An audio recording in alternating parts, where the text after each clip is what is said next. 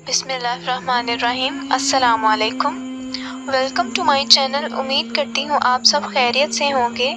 तो आज की मेरी इस वीडियो में मैं आपको लैलतुल क़द्र अहादीस नबी सल्लल्लाहु अलैहि वसल्लम की रोशनी में बयान करूँगी।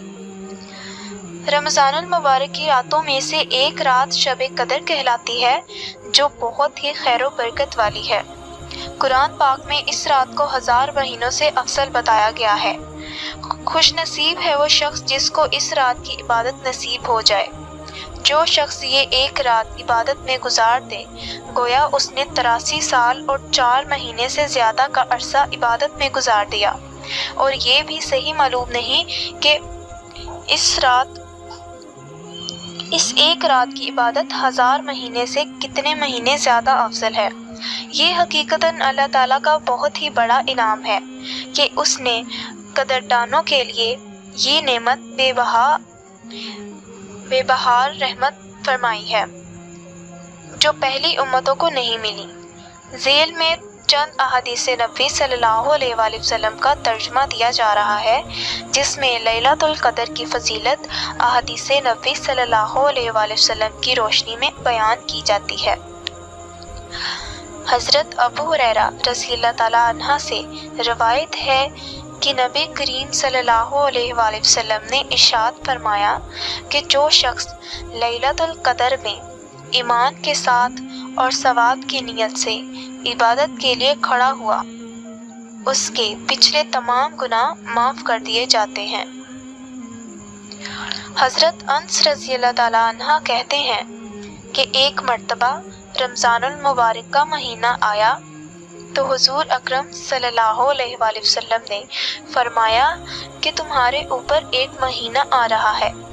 जो शख्स इस रात से महरूम रह गया, गोया सारी ही खैर से महरूम रह गया, और उसकी भलाई से महरूम नहीं रहता मगर वो शख्स जो हकीकतन महरूम ही है।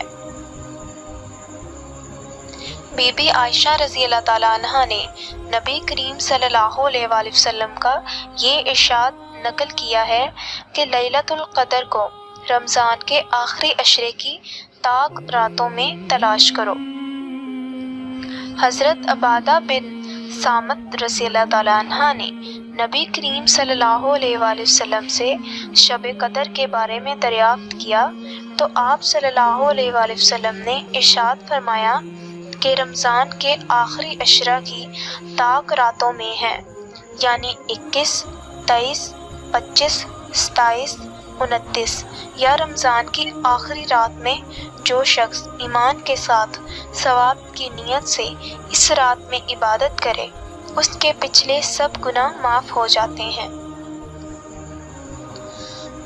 उस रात की अलामात ये हैं कि वो रात खुली हुई और चमकदार होती है, साफ़ो शफाफ, ना ज़्यादा गर्म ना ज़्यादा ठंडी, बल्कि मोतदल, गोया कि उसमें अनवार की कसरत की वजह से चाँद खुला हुआ है।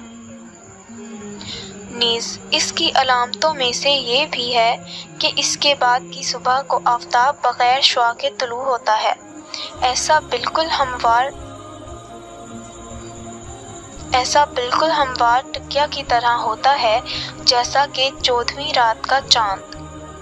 अल्लाह ताला ने इस दिन के आफ़ताब के तुलू के वक्त शैतान को उसके साथ निकलने से रोक दिया, और दिनों के बरखिलाफ के तुलू आफ़ताब के वक्त शैतान का इस जगह ज़ुहूर होता है। तो आज के लिए बस इतना ही। उम्मीद करती हूँ आपको मेरी ये वीडियो ज़रूर पसंद आई होगी। मेरी वीडियो को लाइक करें, शेयर करें, मेरे चैनल को सब्सक्राइब करें, बेल आइकन को ज़रूर प्रेस कर दें। अगली नई वीडियो के साथ हाजिर होंगी, तब तक के लिए अल्लाह हाफ़िज़।